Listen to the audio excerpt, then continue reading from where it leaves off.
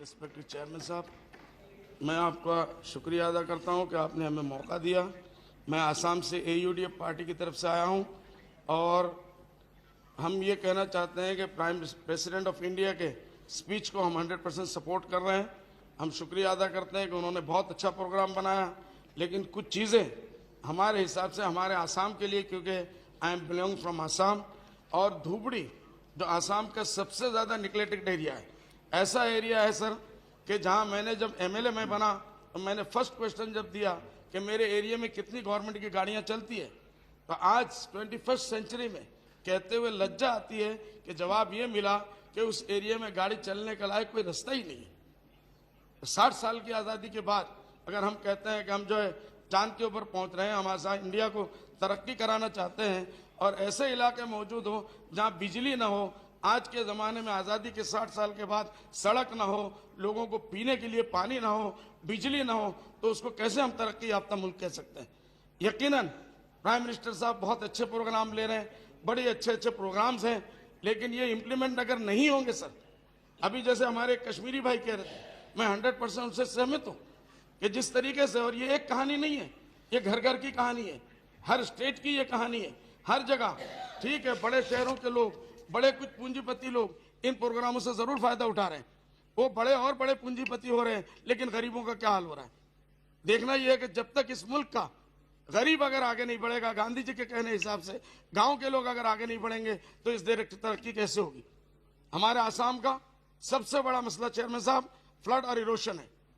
पूरा ब्रह्मपुत्र नदी ये हमारे आसाम के लिए देव बन चुका है, एक भूत की शक्ल इख्तियार कर चुका है। मेरा डिमांड है कि अगर वांग नदी चाइना में इसको प्रोटेक्ट करके चाइना गवर्नमेंट इसको बेहतर इस्तेमाल के लिए काम कर सकती है, वाई नॉट ब्रह्मपुत्र को हम क्यों नहीं कंट्रोल कर सकते हैं। इसके लिए जवाहरलाल नेहरू साहब ने 1960s में एक प्रोग्राम दिया था, मेरा डिमांड है कि उसको लागू किया जाए। राजीव गांधी जी ने दिया था, उसको लागू किया जाए और इस भूत से हमारी निजात दिलाया जाए। इससे बड़े बड़े प्रोजेक्ट हो सकते हैं, लेकिन ये हजारों लाखों लोगों को ये बेघर कर देता है। यहीं से चेयरमैन साहब मैं कहना चाहूंगा, आज जो आसाम का बांग्लादेशी का मसला है, आज फॉरेनर्स का इशू है, इसका 90% इसकी वजह ये ब्रह्मपुत्र है। अगर इस ब्रह्मपुत्र को कंट्रोल कर लिया जाए, फ्लड और इरोशन को कंट्रोल कर लिया जाए, डिस्प्लेस पर्सन को अगर उनके सर्टिफिकेट दे दिए जाए, तो ये मसाइल बहुत हद तक कंट्रोल हो सकते हैं। चेयरमैन साहब, मैं ये कहना चाहूंगा आपके माध्यम से कि इस चीजों के ऊपर गवर्नमेंट ऑफ इंडिया सीरियसली इसके ऊपर चिंता करें। दूसरी बात जो हमारे आसाम में है, मैं ये कहना चाहूंगा बड़े अफसोस के साथ कि सारी दुनिया, पूरे हिंदुस्तान में इंडस्ट्रियल डेवलपमेंट ग्रोथ के ऊपर हर रोज नए इंडस्ट्रीज बनते हैं। हमारे आसाम में लास्ट असेंबली में मैं था, हमारे इंडस्ट्रियल मिनिस्टर साहब ने यह कहा कि 19,000 से ज्यादा इंडस्ट्री आसाम में बंद हो चुकी है। कैसे अनएम्प्लॉयमेंट का मसला हम हल करेंगे, कैसे बेरोजगारी दूर होगी। माइनॉरिटीज की जहां तक बात आती है, तो हमारे आसाम में माइनॉरिटीज के अंदर टी गार्डन के लोग मुस्लिम माइनॉरिटी के बाद सबसे बड़े माइनॉरिटीज है। कुछ राजवंशी है, दिमासा है, कार्बी है, हमारे बंगाली भाई है, इनकी समस्याओं को कौन देखेगा। आज आसाम गवर्नमेंट ये कहती है कि हम तरक्की कर रहे हैं, आसाम गवर्नमेंट ये कहती है कि हम हर रोज आगे बढ़ रहे हैं। सिक्योरिटी का ये हाल है कि हम लोग घर से चीफ मिनिस्टर बाहर नहीं निकल सकते बगैर सिक्योरिटी के। आधे घंटे, आधे किलोमीटर के अंदर जहां चीफ मिनिस्टर रहते हैं वहां बम फटता है। बॉम्बे में 26/11 की घटना होती है। सेंट्रल गवर्नमेंट, मैं प्राइम मिनिस्टर साहब को मुबारकबाद दूंगा, उन्होंने एक्शन लिया। होम मिनिस्टर को उन्होंने मिनिस्टर से हटाया, महाराष्ट्र के चीफ मिनिस्टर को हटाया, वहां के ही मिनिस्टर को हटाया, लेकिन हमारे आसाम के चीफ मिनिस्टर साहब वो होम मिनिस्ट्री की गद्दी भी लिए हुए हैं और हर रोज बम फट रहे हैं। क्यों इन मसाइल को हल नहीं कर सकते। चेयरमैन साहब, मैं आपके जरिए से कहना चाहूंगा, अगर आसाम में आप शांति चाहते हैं, आसाम इस पूरे मुल्क के पिछड़े हुए नंबर 1 इलाकों के अंदर नाम अगर आता है तो आसाम का नाम आता है। करप्शन में अगर देखा जाए तो नंबर 1 आसाम का आता है। इंडस्ट्रियल डेवलपमेंट में बुराई का नाम अगर आता है तो आसाम का नाम आता है। तरक्की वहां होती है नीचे से, पूरी दुनिया की तरक्की होती है ऊपर से। मैं आपके माध्यम से ये कहना चाहूंगा कि हमारे इन मसाइल को आप लोग देखें, इनको सोचें और इनके ऊपर पूरे। दूसरी बात, वक्फ प्रॉपर्टी हमारी सबसे बड़ी प्रॉपर्टी है, इसके ऊपर मेरा डिमांड है कि वक्फ प्रॉपर्टी के ऊपर पूरा का पूरा ध्यान दिया जाए।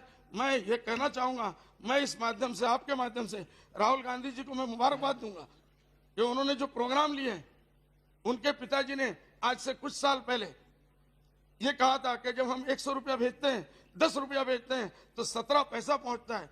और राहुल गांधी जी साहब ने कुछ दिनों पहले ये कहा कि अब वो 17 भी नहीं बल्कि 10 पैसा पहुंचता है। अगर ग्रास रूट तक, अगर चेयरमैन साहब, अगर ये पैसे और ये प्रोग्राम, ये इंप्लीमेंट अगर ग्रास रूट तक नहीं आएंगे, जब तक ग्रास रूट नहीं पहुंचेगा तो इसका फायदा गरीबों को नहीं होगा। और जब तक गरीबों को नहीं होगा तो अमीर अमीर से बड़े बनेंगे, बड़े बड़े ऑफिसर पैसे वाले बन रहे हैं। मिनिस्टरों के यहाँ पैसों की कोई कमी नहीं, करप्शन ही करप्शन हो रहा है, पैसा मारा जा रहा है। मुझे 2 मिनट का मौका दीजिए, आप मेहरबानी करके सच्चर कमेटी, मैं ये कहूंगा ऑल इंडिया लेवल पे सबका डिमांड है, सच्चर कमेटी का हमारा डिमांड है कि सच्चर कमेटी हमारे आसाम में 0 इंप्लीमेंट है। 15 पॉइंट प्रोग्राम प्राइम मिनिस्टर साहब ने कितना बेहतरीन प्रोग्राम बनाया।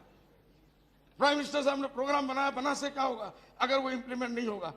इसी तरीके से जस्टिस रंगानाथन का जो स्कीम है, जो उनका प्रोग्राम है, वो भी जल्द से जल्द लागू होना चाहिए। ये हमारा डिमांड है सबसे।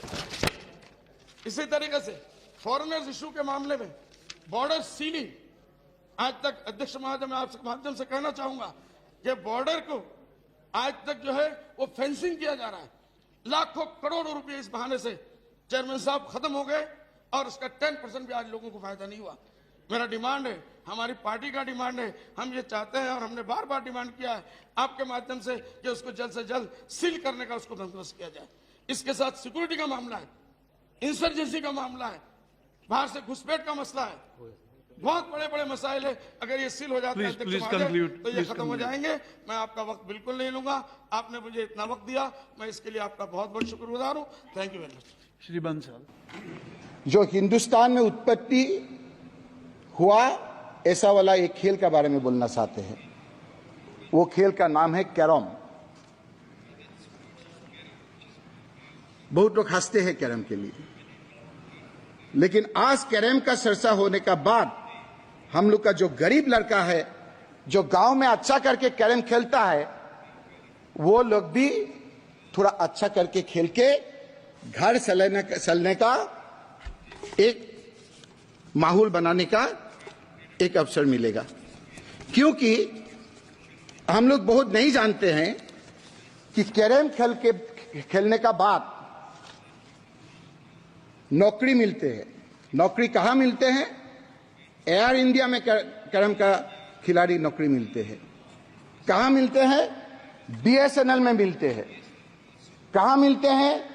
कैट में मिलते हैं, DSCB में मिलते हैं, डिपार्टमेंट ऑफ ऑटोमेटिक एनर्जी में मिलते हैं, जॉइंट इरिगेशन में मिलते हैं, LIC SBBP में मिलता है, मेजर पोर्ट्स में मिलते हैं, नाबार्ड स्पोर्ट्स एंड कल्चर में मिलते हैं, PSBP मिलते हैं, रिसर्च बैंक ऑफ इंडिया में मिलते हैं, CCSE भी मिलते हैं, AAI भी मिलते हैं। ये गरीब लड़के लोग खेलते हैं। और ये भी हम लोग बहुत नहीं जानते, हम जानते हैं कि कैरम खेल के अर्जुन अवार्ड भी मिलते हैं। तमिलनाडु का मरिया इरद्दम, आप जरा चेक कर लीजिए, अर्जुन अवार्ड भी मिलता है। मरिया इरद्दम।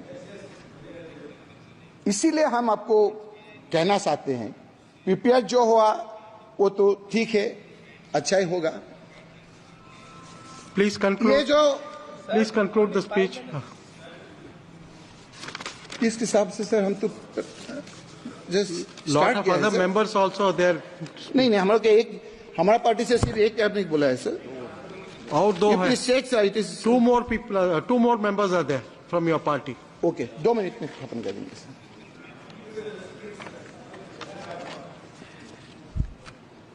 सर, ये जो खेल होता है ओलंपिक में, वो कैटेगरी 3 होता है। ये थोड़ा हम टेक्निकल बात बोलते हैं। ये कैटेगरी क्या होता है? फर्स्ट कैटेगरी जो होता है इसको हाई प्रायोरिटी बोलता है, सेकंड कैटेगरी को सेकंड प्रायोरिटी बोलता है, और थर्ड को अदर्स बोलता है। ये जो कैरम खेल है ये अभी तक आपको प्रायोरिटी लिस्ट में नहीं है। आप ज्यादा टाइम नहीं दिया, इसीलिए हम सिर्फ आपको एक ही बात बोल के हम खत्म करते हैं। जब हम कैरम जो जितना आपका क्राइटेरिया है ऑल क्राइटेरिया वो फुलफिल करके रखा है। इसीलिए I urge the government of India, the all India carrom federation have fulfilled all the formalities. Now I request, despite all India Carrom Federations fulfilling all criteria of priority category, but Carrom is still in others category. I request, please include Carrom as a priority game of Olympic. Thank you, sir. Shri Malvinder Singh Kang.